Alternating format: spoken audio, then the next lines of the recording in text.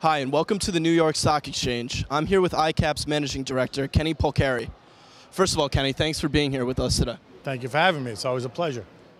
You've been here for nearly 3 decades, and how has the trading floor evolved over the years? Wow, that is such a loaded question because the transformation that the trading floor has gone under, and really what the market has gone under in 3 decades, has been nothing short of really phenomenal, right? When you think about when I came here back in the 1980s, there were 5,500 people down here. It was all done on paper. There was zero technology. There weren't even overhead screens like there are today.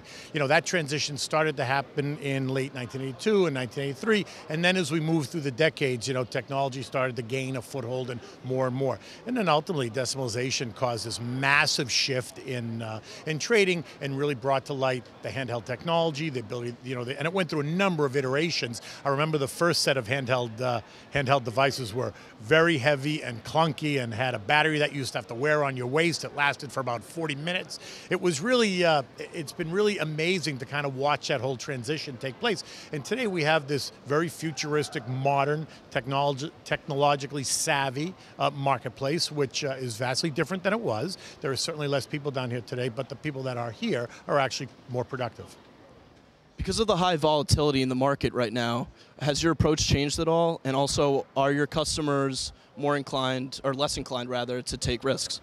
Well, that's really a two-part question, right? So from the one point, it's the market is more fragmented. So as a result, it's a matter of being able to connect to the different market data, the market centers, right? It's not all just at the New York Stock Exchange anymore. As we now know, there are 9 different exchanges and as many as 50 or 60 different dark pools, which you need to have access to. So it's a sense of really, for a lot of people, was relearning. Someone like me was relearning how to trade in a fragmented marketplace. You've got young men and women that come in today that don't know it any other way. So for them, I think it's easier to get used to it.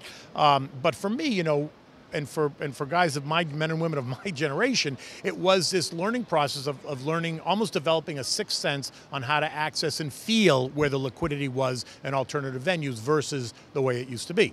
Now, from a customer taking risk standpoint, I think it depends on who the customer is, right? So you've got a lot of hedge funds over the last couple of years that have suffered dramatically as a result of the financial crisis, and a lot of them have either pulled their tails in big or have in fact gone out of business. You've got big, massive mutual fund type customers who have ridden the storm because they don't trade like a mutual fund, right? They're much more buy and hold, long-term strategy. So they were never really quote unquote risk takers in the sense that they would trade either for minutes or seconds or pennies or even dollars at that point. They're in it for the long term. So it depends on the customer you're talking about. And I think ultimately the risk taker type customers, the day traders, the hedge funds, certainly have been impacted because of the financial crisis, and as a result have a different view on the capital they put to work and how they put it to work.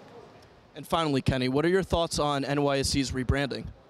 It's really amazing. Today is day 1 of this rebranding, and I understand that there's actually a video out there that brings this whole thing together, and I'm anxious to see it because I think it tells a lot of the story. I think it is time, I think it was time that the New York Stock Exchange, NYSE Euronext, in fact, come up with a new kind of brand because I think it's reflective of the environment that we're in, the global environment that we're in, and the role that the New York Stock Exchange / Euronext plays in the global marketplace. So I'm happy with it. I'm anxious to see this video, which will kind of give more of an insight into what the new branding means.